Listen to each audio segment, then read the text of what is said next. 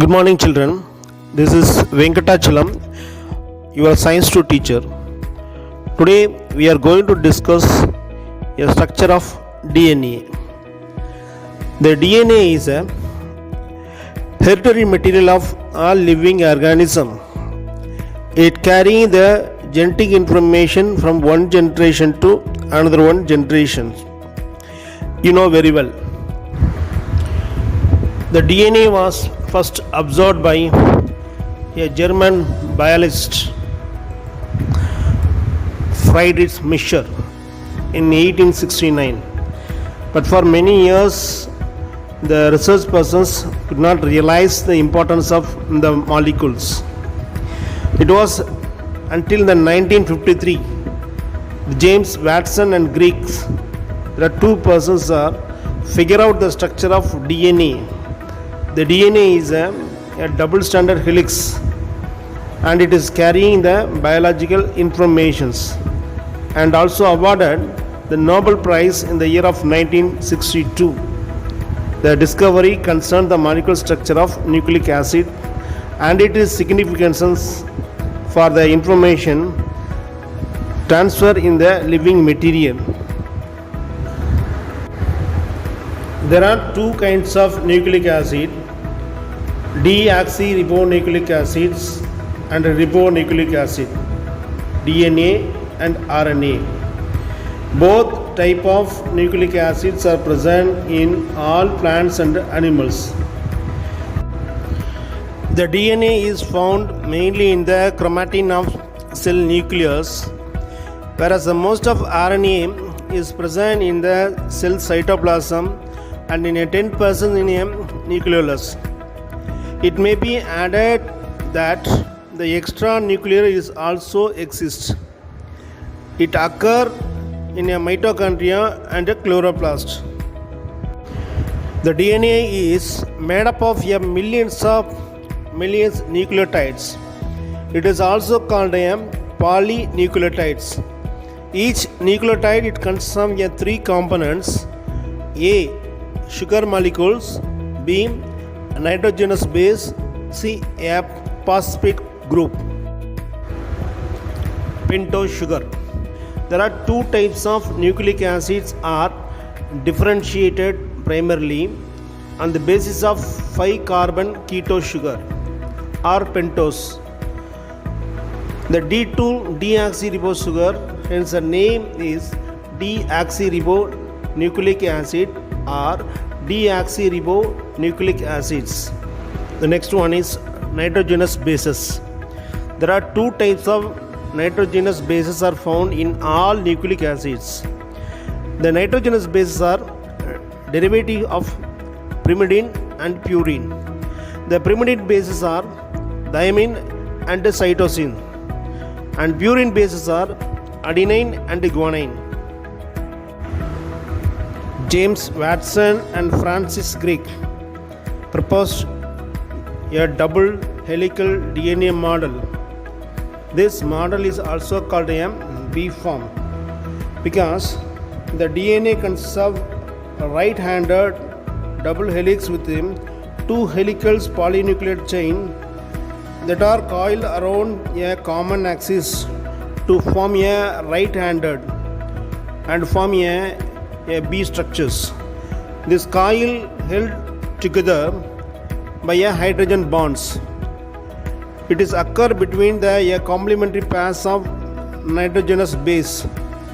The sugar molecule is called 2-deoxyribosugar because there is no hydroxyl at the position of second one. The adenine and thymine base pair has two hydrogen bonds, while guanine and cytosine base have three hydrogen bonds. During the 1949, Chargaff proposed on lamp. The purine is always paired with the pyrimidine, whilst that pyrimidine is paired with the purine. The adenine is always paired with the thymine by a double bond, and guanine always paired with the cytosine by a triple bond.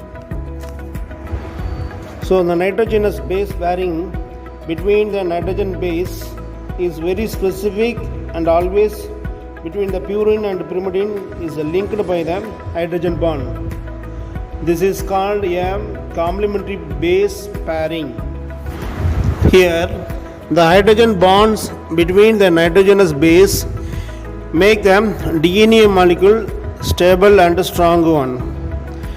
The chain of DNA is a helical structure with the two strands are run in a anti-parallel to one another. The diameter of the helix is 20 Armstrong. The bases are 3.4 Armstrong along the helix axis. Therefore, the helical structures repeat after the 10 residues on each chain. It means at the intervals of 34 Armstrong. In other words, each turn of the helix containing 10 nucleotide residues. Children, next one is nucleoside and nucleotide. What is nucleoside? A nitrogen base combined with sugar.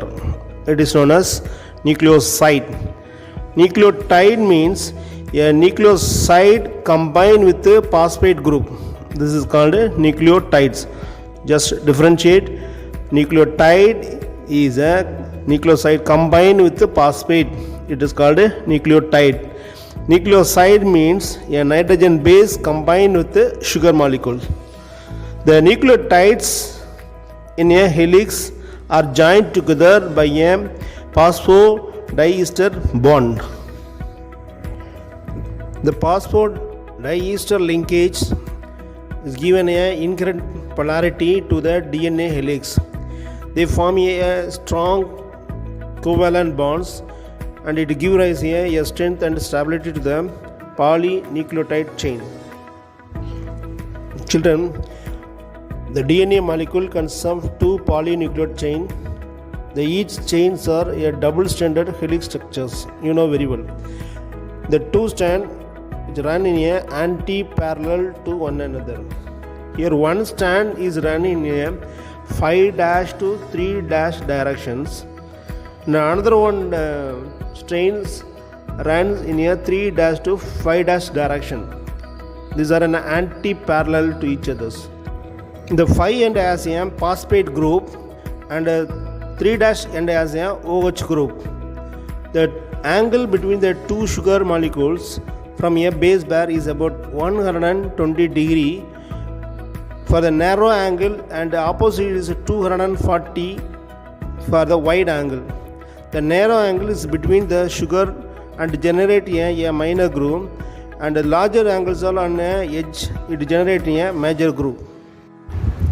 Based on helix and the distance between that turn, the DNA can be classified into A DNA, B DNA and Z DNA. The last one, significance of DNA. It is highly responsible for the transmission of hereditary information from one generation to next generation. This is the first point. And it contains the information required for the formation of protein. It is the second point.